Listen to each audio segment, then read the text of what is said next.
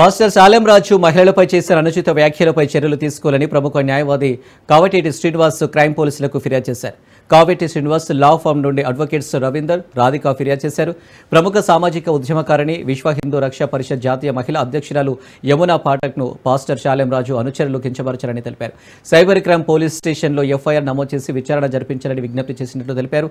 అనంతరం విశ్వ హిందూ రక్షా పరిషత్ రాష్ట్ర మహిళా అధ్యక్షురాలు కమలకుమారి మాట్లాడుతూ ఆడవాళ్ల పట్ల అనుచిత వ్యాఖ్యలు చేస్తే ఊరుకునేది లేదని, తమ జాతీయ అధ్యక్షురాలి పట్ల అసభ్యకరమైన వ్యాఖ్యలు చేసిన ఉన్మాదులకు కఠిన శిక్ష పడేలా చూడాలని డిమాండ్ చేశారు.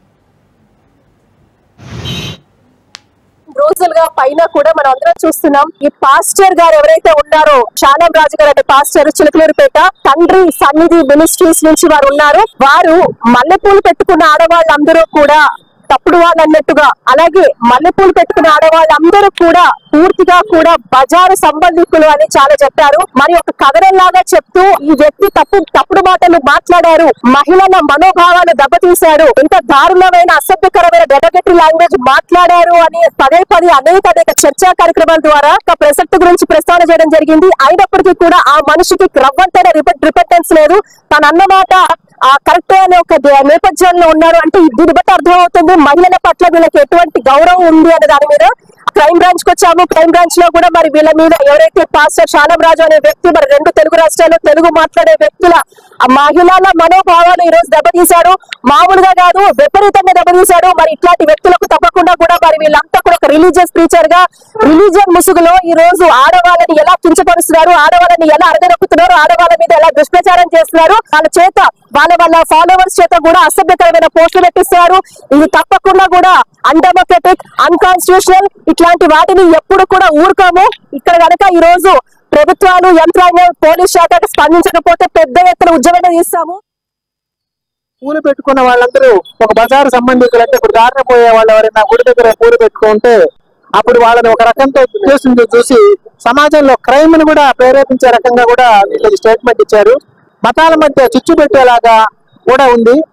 జనాల మధ్య కొట్లాటలు పెట్టేలాగా ఒక మతాన్ని తక్కువ చేసి ఇంకొక మతాన్ని గొప్పగా చేసి చూపించి ఆ రకంగా వాళ్ళు తమ మతాల్లో ఈ కలెక్షన్లు, డొనేషన్లు, వ్యక్తిగత ప్రతిష్టను పెంచుకోవడం కోసంగా కూడా వాళ్ళు చేసినట్లుంది. కానీ మత సామరస్యంగా అందరూ అన్ని మతాల వాళ్ళు కలిసి జీవించాలన్నట్టు ఇది లేదు. ఇటువంటి వాళ్ళని ఆదిలోనే అణచేయాలి, మొక్కలోనే తుంచేయాలి. లేకుంటే ఇంకా ఎక్కువ మంది అన్ని మతాల వాళ్ళు రకరకాలుగా ఇంకో మతాన్ని కించపరుస్తూ ఒక యుద్ధ వాతావరణాన్ని తీసుకొస్తారు. రాజ్యాంగబద్ధంగా అందరూ బతకాలి, కలిసి జీవించాలి. ఈ ఉద్దేశంతో కావేటి లా తరఫున మేడం కి మేము సపోర్ట్ ఇస్తున్నాము. ఈమె ఎంతో స్వచ్ఛంద సేవ చేస్తున్నారు. స్త్రీల సమస్యల మీద, ఇతర సమస్యలన్నిటి మీద స్పందిస్తూ ఉన్నారు. సైబర్ క్రైమ్ పోలీస్ స్టేషన్ లో ఎఫ్ఐఆర్ నమోదు చేయించాలని వచ్చాము.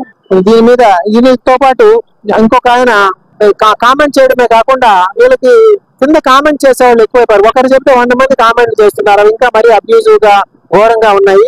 ఇంకొక ఆయన ఆర్చ్ బిషప్ జోషువా అనేవారు మేడం పట్ల వ్యక్తిగతంగా కూడా దూషణలకు దిగారు. మీడియాను కూడా కించపరుస్తున్నారు. ఈ జాషువా డోనియల్ ఆర్చ్ బిషప్ గారి మీద కూడా మేడం కంప్లైంట్ ఇస్తున్నారు.